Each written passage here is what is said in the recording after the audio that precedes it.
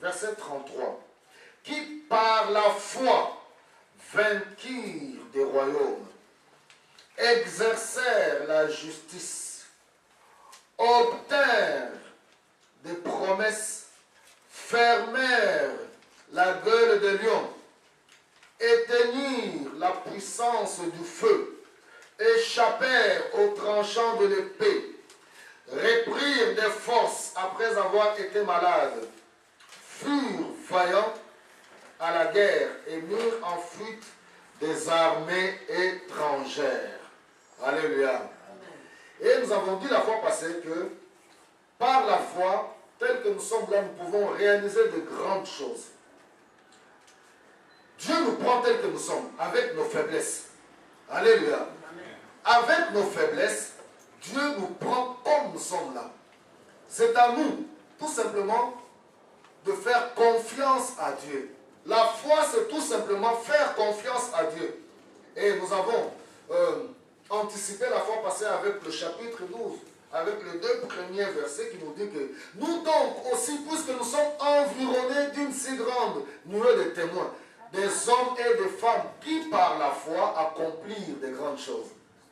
Des hommes et des femmes qui par la foi réalisèrent des grandes choses. Alors donc, du fait que nous sommes pareils avec ces hommes-là étaient faibles comme nous aujourd'hui, ils avaient aussi des qualités comme nous en avons aujourd'hui.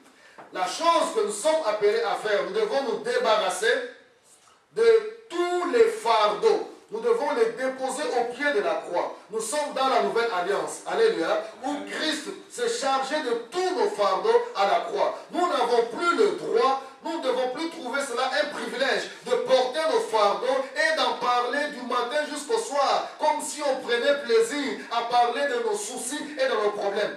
La Bible nous donne l'ordre de pouvoir rejeter, de pouvoir déposer, alléluia.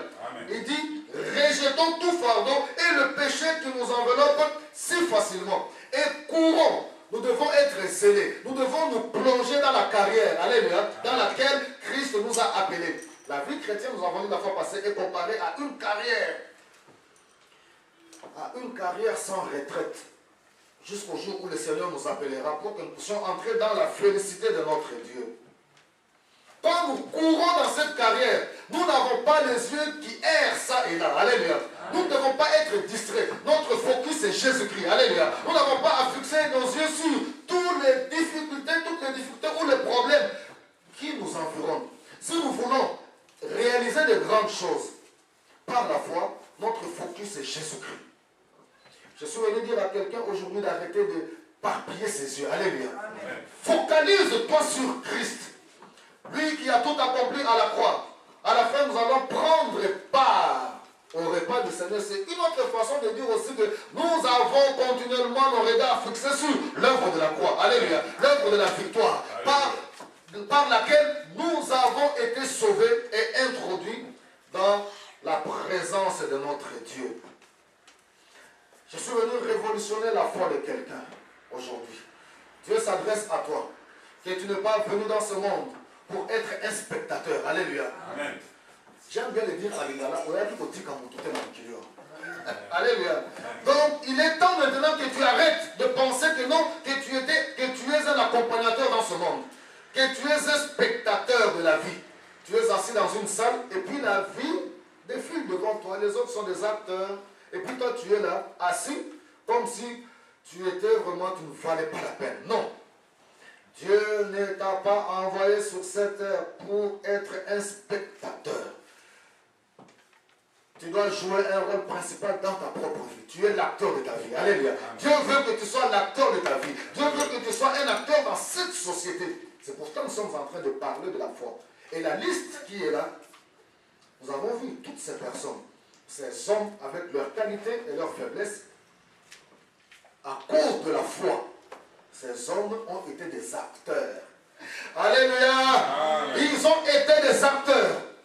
Il est le même hier, aujourd'hui et pour l'éternité. S'il a pu agir avec ces hommes-là, Dieu n'a pas changé, nous les chantons, non? Il est le même, il est le même, hier, aujourd'hui. Il est le même éternellement. Jésus, il est le même.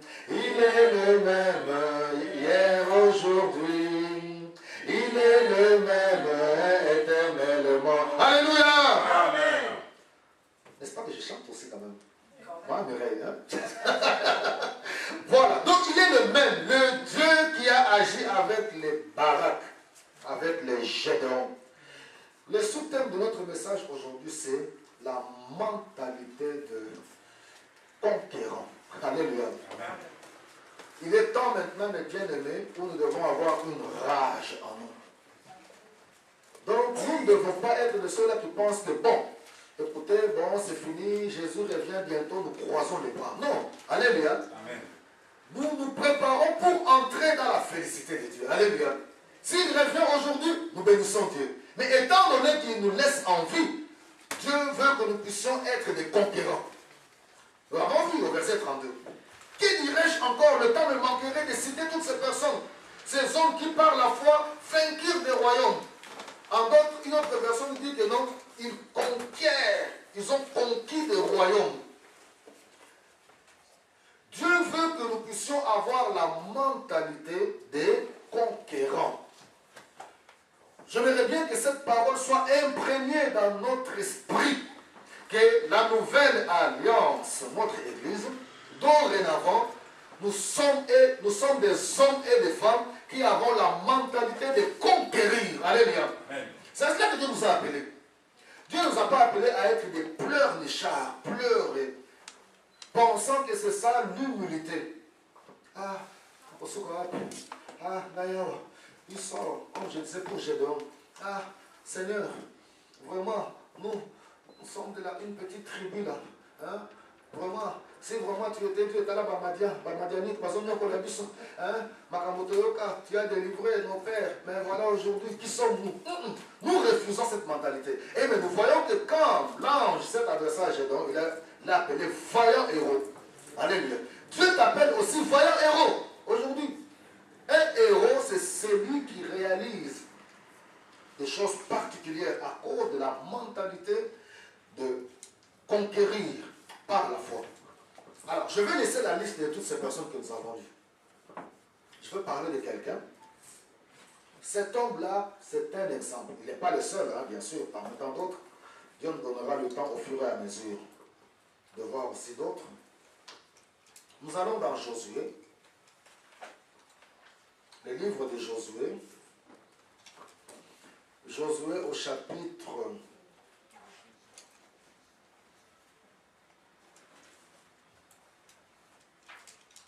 14.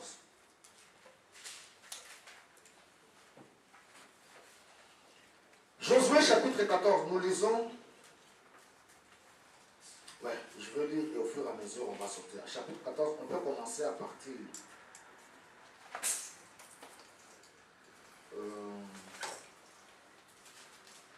À partir du verset 6. Voilà le peuple d'Israël sous la conduite de Josué. Et dans la terre promise, il y a eu répartition de l'héritage. Alléluia. Amen. Selon les promesses que Dieu avait faites à son peuple. Dieu a rappelé son serviteur Moïse et Josué a pris la relève. Il a conduit le peuple pour pouvoir entrer dans leur héritage. Mais cet épisode, je peux dire que c'est parmi la plus belle épisode. Pendant que je me préparais pour ce message, tous ces temps-ci, l'Esprit m'a conduit à parler de Caleb. Caleb, il avait une mentalité extraordinaire, un autre esprit. Parce que c'est les deux qui avaient apporté un témoignage particulier lors de leur, je pourrais dire, espionnage ou exploration de la terre promise.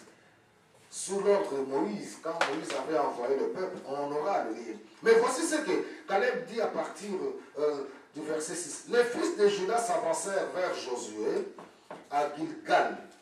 Et Caleb, fils de Yéphuné le Kénizien, lui dit, tu sais, toi, quand je parle de Caleb, hein, qui s'adresse à Josué, tu sais, toi, ce que l'Éternel a déclaré à Moïse, homme de Dieu, en ce qui nous concerne.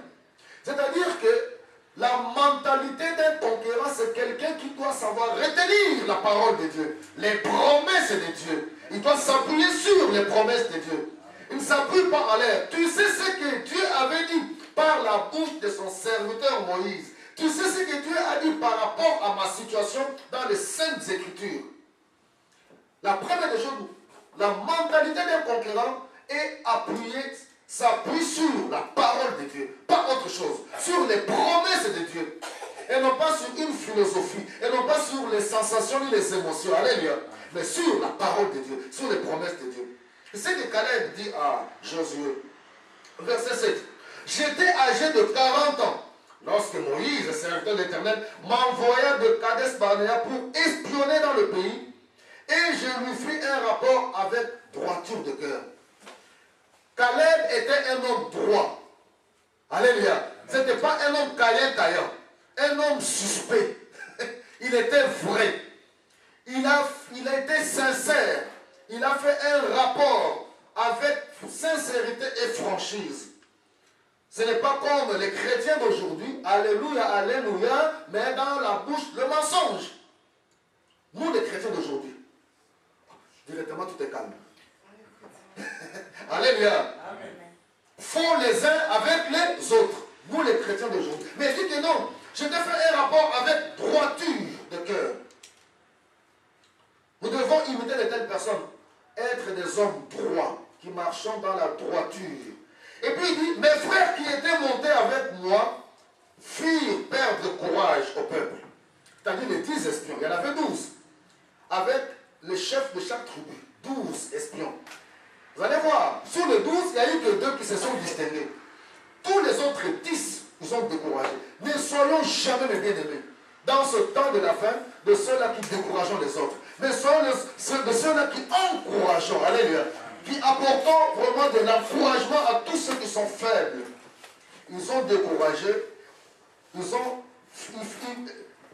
verset 8, oui, firent perdre courage au peuple. Mais moi, j'ai suivi la voie de l'Éternel, mon Dieu. Donc pas seulement la voie, il dit, j'ai suivi pleinement. Donc vous allez voir que mes bien-aimés, la mentalité des conquérants s'est bâtie tout simplement sur celui qui s'assoit dans les Écritures.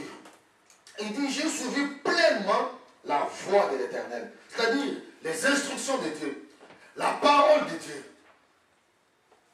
Ni à gauche, ni à droite. C'est même l'instruction que Dieu avait donnée à Josué, quand il a pris le relève par rapport à Moïse. Et le verset 9, et ce jour-là, Moïse fit serment, assure-moi, le pays que ton pied a foulé sera ton héritage. Et celui de tes fils à perpétuité, parce que tu as suivi pleinement la voie de l'Éternel, mon Dieu. Donc Caleb ne raconte pas des histoires. Alléluia. Il dit que l'homme de Dieu Moïse, il a déclaré selon la parole de Dieu, du fait que tes pieds ont foulé cette terre. Ça devient ton héritage. Alléluia. Non pas seulement toi, mais aussi avec ta descendance. N'est-ce pas la promesse qu'ils ont eue au début? Quand l'Éternel avait aussi dit à Josué, prends courage, n'aie pas peur. Je serai avec toi. Partout là où tes pieds fouleront, je te donnerai tout celui-là en possession. C'est pour vous dire que mes bien-aimés, du fait que Dieu a permis que nos pieds puissent fouler le royaume de la Belgique, nous en sommes conscients, nous le disons dans nos prières, dans nos slogans. Ah Seigneur, oui, Dieu le bâti, mais c'est en lisant là c'est quoi? En possession. Nous devons voir maintenant, avons-nous réellement pris possession de ce royaume de la Belgique? Avons-nous réellement pris possession? D'abord, ici, si je veux parler littéralement, je parle là littéralement, que nos pieds ont foulé le sol belge. N'est-ce pas vrai? Nos pieds, littéralement, physiquement, concrètement, nos pieds ont foulé le sol belge. Je ne parle pas encore de l'héritage spirituel. Non. Je parle là de nos pieds ont foulé. C'est-à-dire que nous devons reprendre encore conscience. Regarde, oui, dans quel domaine de ma vie, Seigneur? Je suis en Belgique, mais c'est comme si j'étais en dehors de la Belgique. Mes pieds n'ont pas réellement foulé le sol belge. Je ne bénéficie pas de toutes les grâces et les faveurs que je devais bénéficier dans ce royaume de la Belgique. Et je dois me révolter et me réveiller, alléluia, pour dire, Seigneur, je prends la résolution, selon tes promesses, j'ai aussi droit de manger les meilleures productions de ce pays. Alléluia. Est-ce que tu manges les meilleures productions de ce pays? Je vous parle des Écritures. C'est la parole, ce ne sont pas mes fabrications. Il dit au verset 10, maintenant voici que l'Éternel m'a fait vivre. Comme il l'a dit, il y a 45 ans que l'Éternel parlait ainsi à Moïse. Donc, Caleb vient rappeler à son ami Josué les promesses d'il y a 45 ans. Alléluia.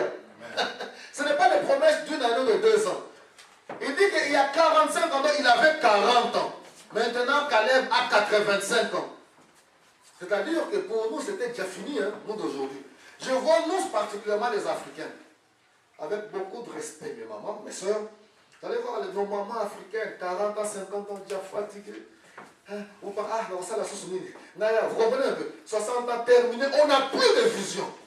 On ne sait plus voir très bien. On se dit que non, je suis arrivé à la fin de ma vie. Voilà, j'attends seulement, je mange seulement, puis j'attends seulement que le Seigneur m'appelle. Non! Alléluia. Il faut refuser cela. Non, non, non, non, non, non. Alléluia. Le Seigneur a encore beaucoup de choses à faire avec toi. Amen. Cela est pareil aussi pour nous les hommes. C'est souvent nous, les Africains, cette mentalité de voir un papa de 50 à 60 ans. Mais ce peut vous laisser tout 5% à sauver. Comment? N'est-ce pas que je vous ai dit la fois passée qu'Abraham a été appelé à 75 ans? Voilà un homme de 85 ans qui est en train de réclamer son héritage. Alléluia. Pourquoi? Il a une autre mentalité. 85 ans. Il y a quelqu'un de 85 ans ici? Pas du tout. Il y a quelqu'un de 80 ans ici? Pas du tout. Il y a quelqu'un de 75 ans? Ah, que Dieu vous bénisse, maman. Que Dieu vous bénisse et que Dieu renouvelle votre mentalité de conquérante. Amen. Que vous puissiez encore conquérir beaucoup de choses. Parce que Dieu vous a appelé à cela. Vous comprenez, maman Marie? Que Dieu renouvelle. Que Dieu restaure encore votre vision. Que Dieu puisse faire tomber les écailles dans vos yeux. Que vous puissiez encore voir comme Dieu voit.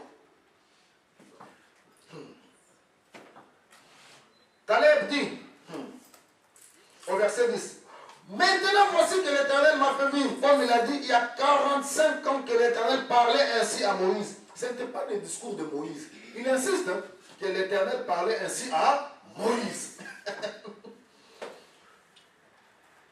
Lorsqu'Israël marchait dans le désert, et maintenant me voici aujourd'hui, âgé de 85 ans.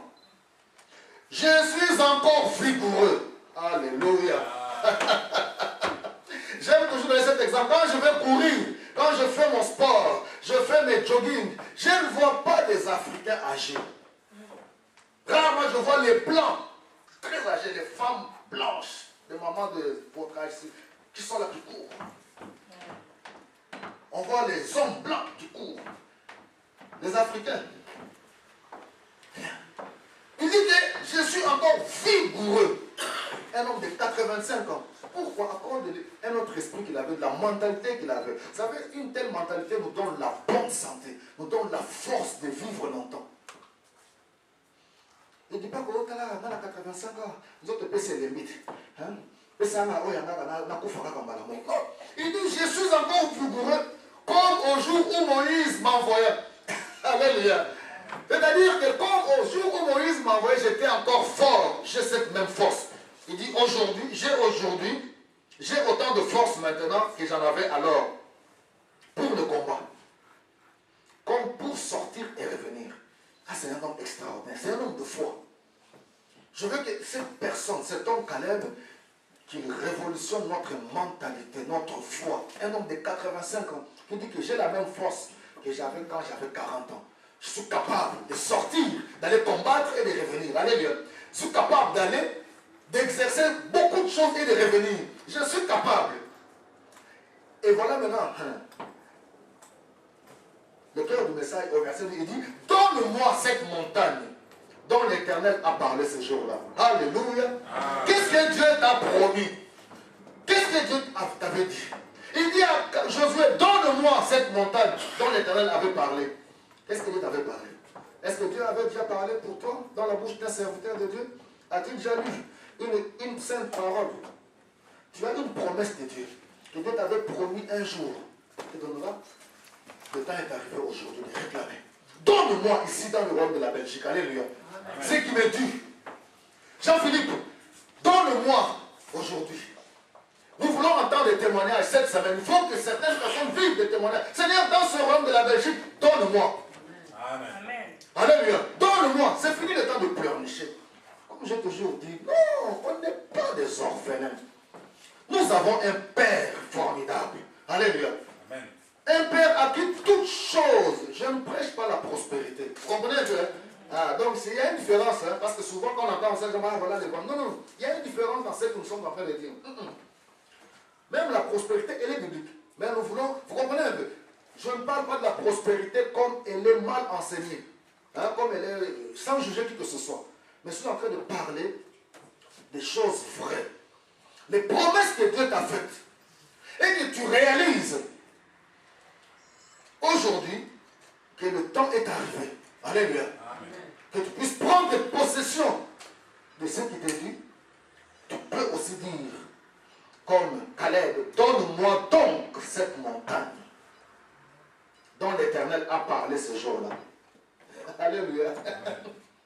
Car tu as appris ce même jour qu'il s'y trouvait des Anakim et qu'il y a de grandes villes fortifiées. Que l'Éternel soit seulement avec moi et que je les déposséderai comme l'Éternel l'avait dit. Josué bénit Caleb, fils de Jephuné, et il lui donna Hébron pour héritage. C'est ainsi que Caleb, fils de Jephuné, le Kénisien, a eu jusqu'à ce jour Hébron pour héritage. Pourquoi? Parce qu'il avait pleinement suivi la voie de l'Éternel, le Dieu d'Israël. Amen. Alléluia. Waouh, un homme extraordinaire. La mentalité de conquérant. Tu peux conquérir. Nous avons vu dans Hébreu, toutes ces personnes-là, par la foi, ils vainquirent le royaume. Alléluia. Ils ont conquis des royaumes. Ils ont éteint de feu. Ils ont fermé des gueules des lions.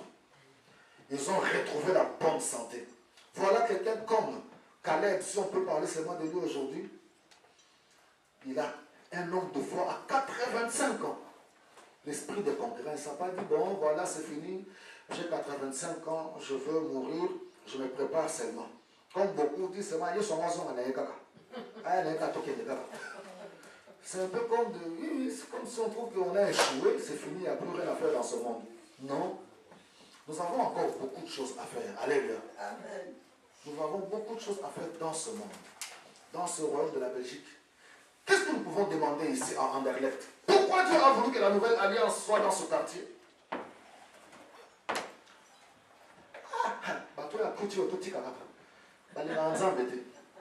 N'est-ce pas notre raisonnement?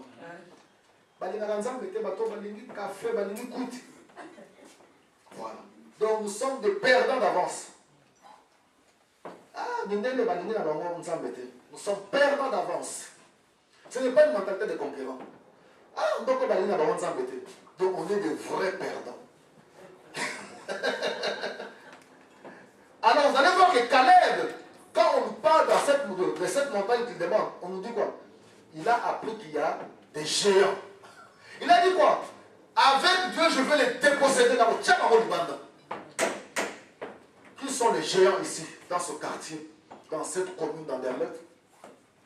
Qui sont ces géants dont nous avons peur dans ce royaume de la Belgique ou dans nos propres familles? Qui sont ces géants qui se sont dressés sur ton chemin qui te font peur? C'est lui qui a la mentalité des conquérants, enlève la peur et le doute. Il parle comme il parle comme Caleb. Si seulement Dieu est avec moi, alléluia, je vais les déposséder. À combien plus forte raison, nous dans la nouvelle alliance, nous avons Jésus-Christ. Jésus a vaincu Satan et nous donne la victoire. Victoire, victoire, alléluia. Jésus a vaincu les démons et nous donne la victoire. Victoire, victoire, alléluia. Jésus a vaincu les sorciers et nous donne la victoire. Victoire, victoire, alléluia. Alléluia. Amen. À combien plus forte raison nous avons le roi de gloire. C'est pour cela, Hébreu dit que ayons les regards fixés sur Christ et non sur tous ces géants. Il dit ayons le regard fixé sur Christ. Pourquoi? C'est lui le consommateur de notre foi. c'est lui qui l'amène à la perfection. Les circonstances actuelles, difficiles ou bonnes que nous vivons, Christ peut les prendre et les transformer en notre faveur. Au fait, nous sommes à l'école du Christ. Alléluia. Les situations difficiles que tu vis maintenant, Christ les prend, c'est pour te former. C'est lui le véritable coach. Donne-moi ça, la liste elle est là. Pendant que nous sommes en train de parler, donne-moi ça. Alléluia. Oui, Seigneur, donne-moi ça. Donne-moi ça. Et c'est tout ce que nous voulons là. Ce sont des exemples que je donne comme ça. Donne-moi ça. Mes affaires, mes terres. Que ce soit ici en Belgique, Seigneur, je veux mes terres. J'ai droit à avoir une terre.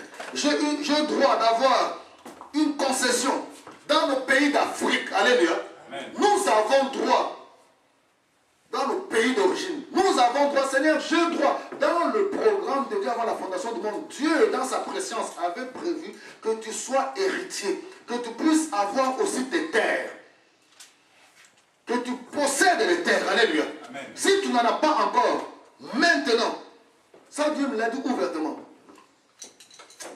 S'il faut, je peux un peu de le dire, s'il faut t'élever avec un programme spécial, que l'Esprit te guidera, lève-toi avec un programme spécial.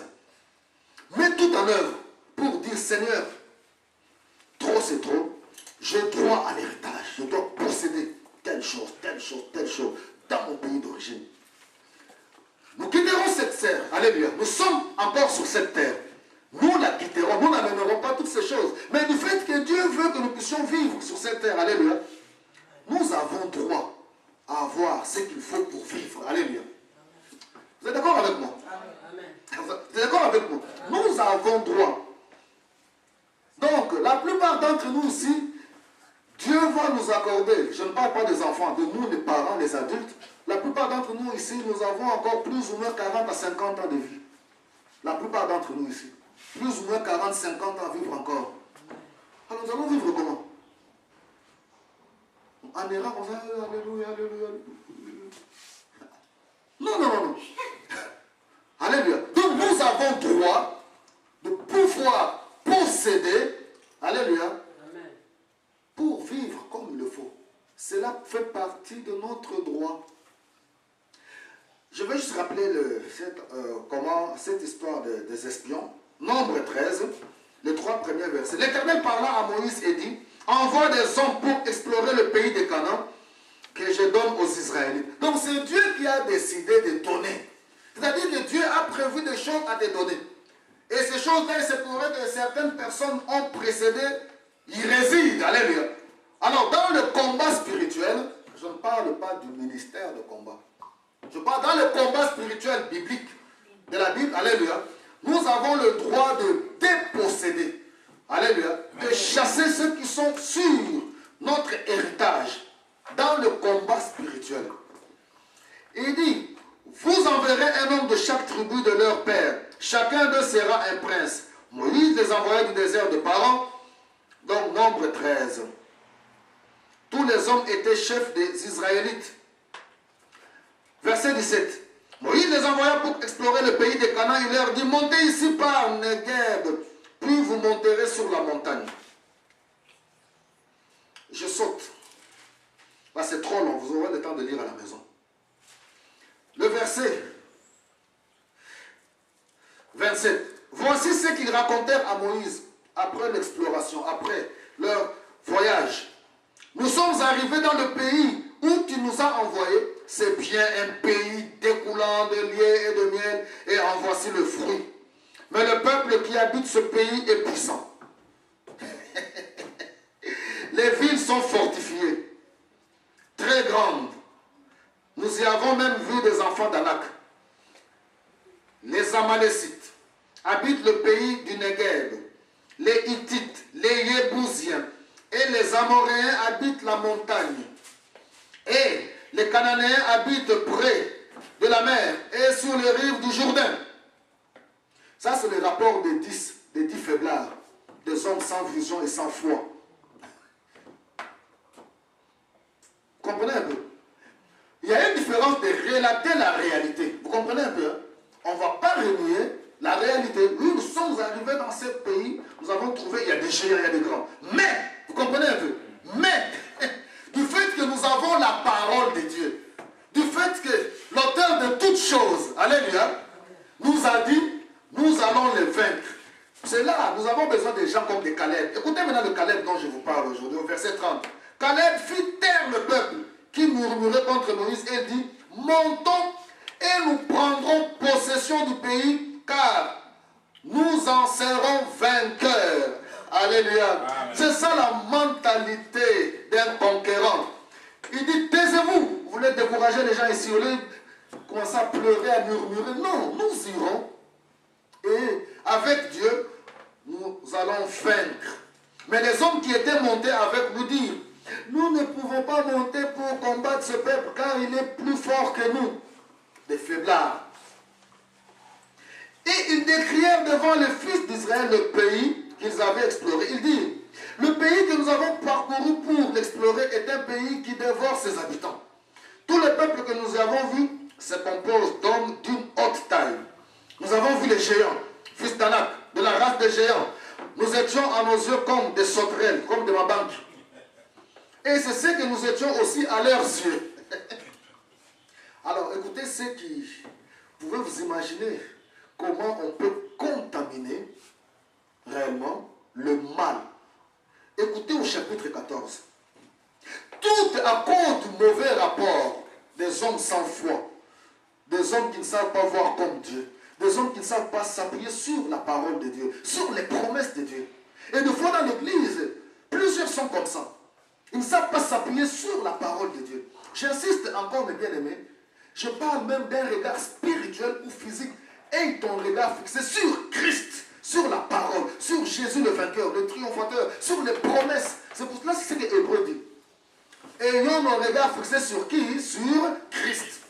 Même dans nos faiblesses, quand nous avons nos regards fixés sur lui, c'est-à-dire que lui nous rend forts. Vous comprenez un peu? Et écoutez au chapitre 14 de Nombre.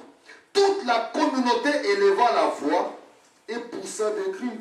Et le peuple pleura pendant cette nuit-là. C'est-à-dire que toute la nuit, je peux dire, et ceux qui m'ont lu le compte à 19h, de 19h, 6h du matin, le peuple pleurait toute la nuit. À cause du mauvais rapport de 10 personnes. C'est-à-dire tous ces papas-là, parce qu'on parle du peuple, on voit plus les hommes. Hein? Les enfants, le peuple, c'est-à-dire les hommes. Et les femmes, ils n'ont même pas été, ils n'ont pas vu le pays. Seulement à cause du rapport, du mauvais rapport.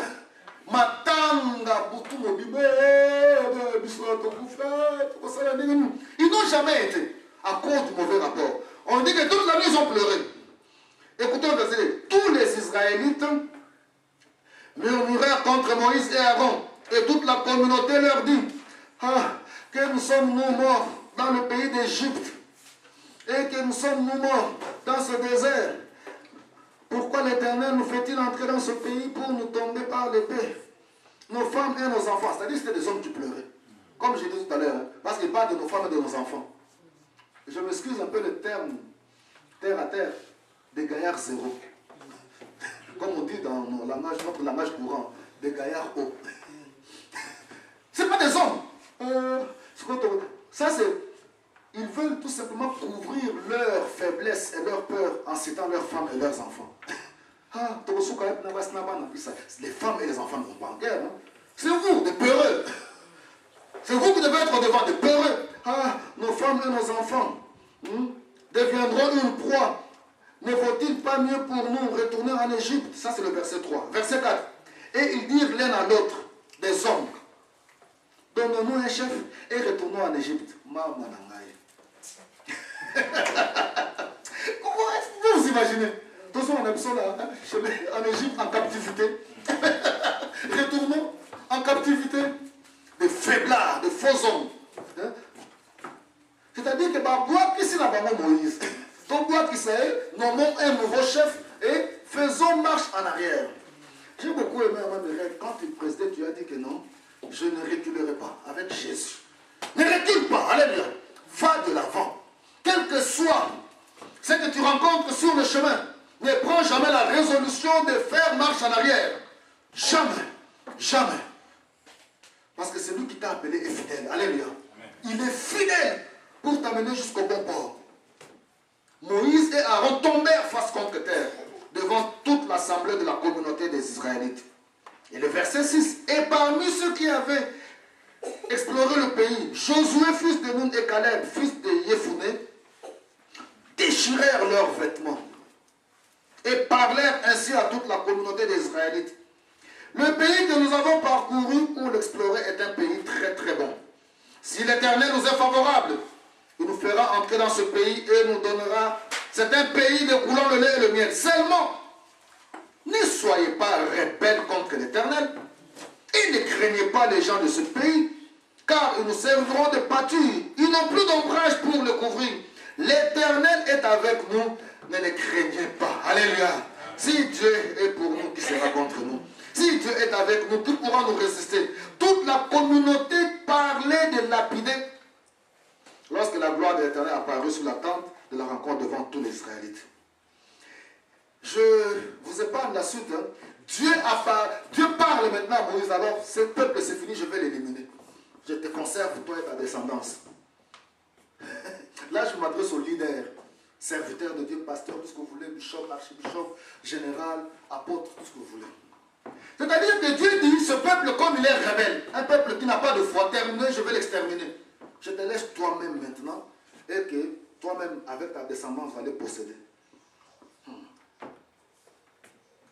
C'était le pasteur congolais, mais c'est une bonne occasion. Alléluia. Il allait dire, non,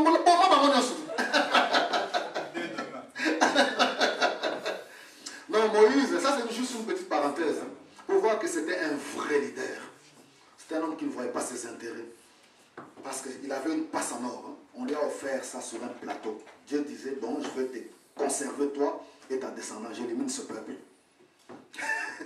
Comme il servait Dieu, il ne servait pas Dieu pour ses intérêts. Moïse a intercédé pour le peuple. Il a dit, non, non, non. Ne fais jamais une telle chose. Les Égyptiens vont l'apprendre. Qu'est-ce qu'ils vont dire? Voilà un homme de Dieu. C'est lui qui a vraiment le cœur pour les autres. Il sert Dieu d'une manière désintéressée. Non pas pour lui et pour sa famille. Non. Non. Un vrai serviteur de Dieu. Donc je sens que je veux conclure. Au verset 20, et l'Éternel dit, je pardonne comme tu l'as dit. Parce qu'il a intercédé. À cause de l'intercession de Moïse, Dieu dit, bon, ok, je pardonne comme tu l'as dit, mais je suis vivant et la gloire de l'Éternel remplira toute la terre. Tous les hommes qui ont vu ma gloire et les signes que j'ai opérés en Égypte et dans le désert, qui m'ont tenté déjà 10 fois et qui n'ont pas écouté ma voix, tous ceux-là ne verront pas le pays que j'ai juré à leur père de leur donner. Tous ceux qui m'ont outragé ne le verront pas. Et parce que mon serviteur, c'est là que je veux conclure. Je sais que Caleb est venu rappeler, hein, Namastanae Josué. Tu te rappelles ce que Dieu avait dit, hein, dans Moïse, hein? Dieu avait dit. Dieu dit au verset 24, et parce que mon serviteur Caleb a été animé de notre esprit, qu'il a pleinement suivi ma voix. Vous avez compris pourquoi j'ai voulu d'abord vous lire ce que Caleb nous a dit à 85 ans. Là, nous sommes retournés à 40 ans, quand il avait 40 ans. C'est Dieu qui parle, pour vous dire que Caleb ne raconte pas des histoires. Il dit à Josué, tu te rappelles ce que Dieu avait dit à Moïse. Dieu dit les mêmes paroles. Puisque Caleb a suivi pleinement ma voix, je le ferai entrer dans le pays où il s'est rendu, et sa descendance en prendra possession. N'est-ce pas ce que nous avons dit? Alléluia. Amen. Les Amalécites et les Cananéens, demain retournez-vous, et ainsi de suite. Voilà mes bien-aimés, ce que le Seigneur m'avait mis à cœur aujourd'hui, pour nous dire, non, non, non, non, non, ne te décourage pas, ne baisse pas les bras. Alléluia. Amen.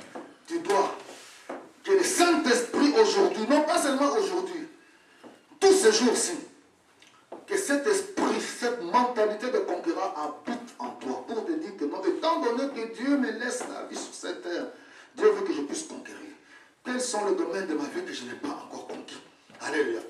Au niveau de ma famille, au niveau, oui, oui, dans ce pays, en Afrique, dans tous les domaines, la liste elle est tellement longue. Voilà, que le Seigneur vous bénisse.